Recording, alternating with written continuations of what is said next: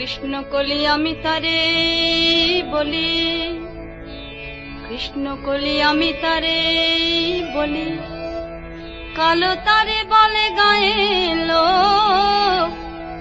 মেঘলা দিনে দেখেছিলে মাঠে কালো মেয়ে, কালো হরিণ চোখ। আজ পৌষের আকাশ অমাবস্যার মতন কালো।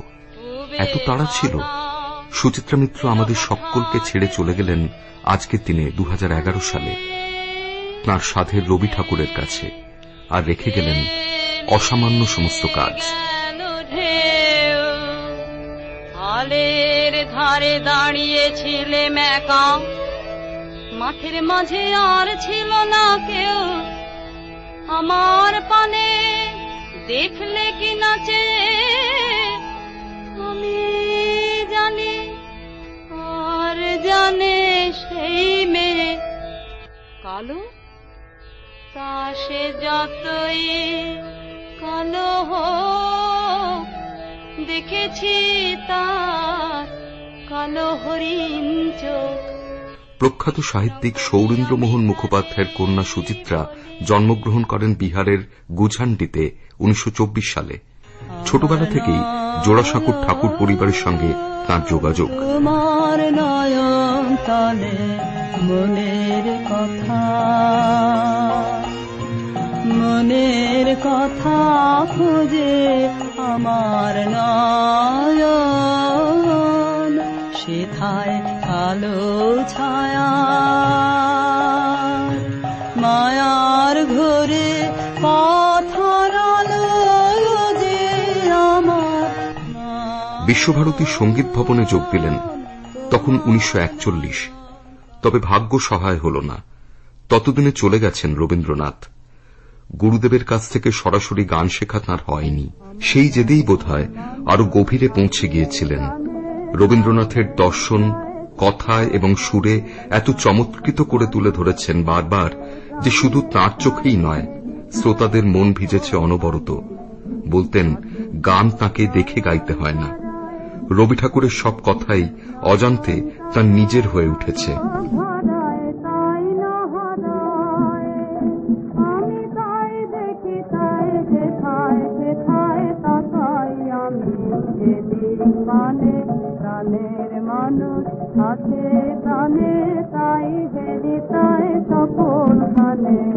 নিজের গান শুনে আমার কখনোই মনে হয় না নিজে ধন্য হলো।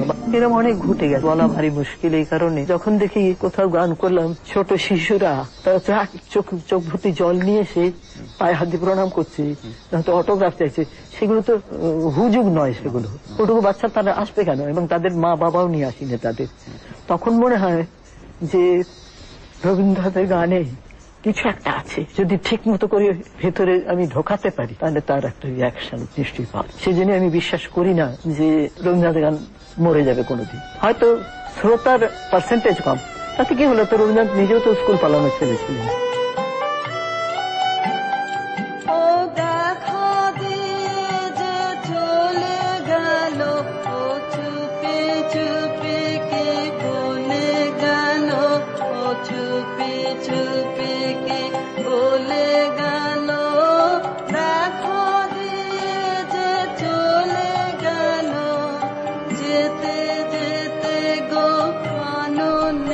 শুধুই কি গান? না, তা নয়। রবি ঠাকুর যাকে দীক্ষা দিয়েছেন তিনি কি গান নিয়েই থেমে থাকতে পারেন? ছবি আঁকা, ছড়া লেখাতেও তার অবাধ বিচরণ। নিজের জন্ম নিয়েও লিখে ফেলেছিলেন চমৎকার এই ছড়াটি। তার কণ্ঠেই এই ছড়া। রেলগাড়িতে জন্মেছিলেন, দুই পায়েতেই চাকা, সারা জীবন ছুটেই গেলাম, হয়নি বসে থাকা।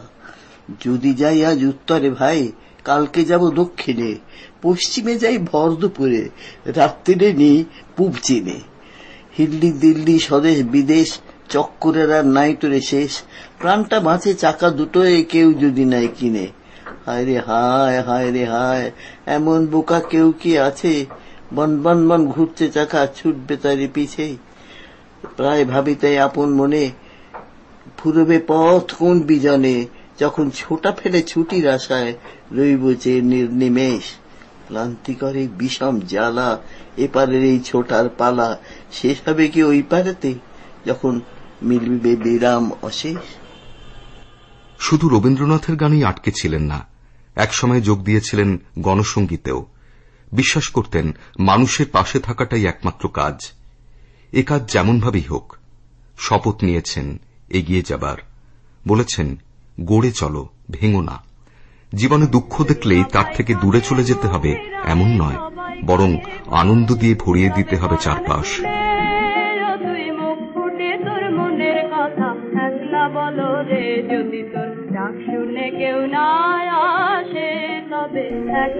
যন্ত্রণা না পেলে শিল্পী হওয়া যায় না, এমন কথা যিনি বলতে পারেন, নিজের মৃত্যুতে শোক তাকে মানায় না, তাই বলেছিলেন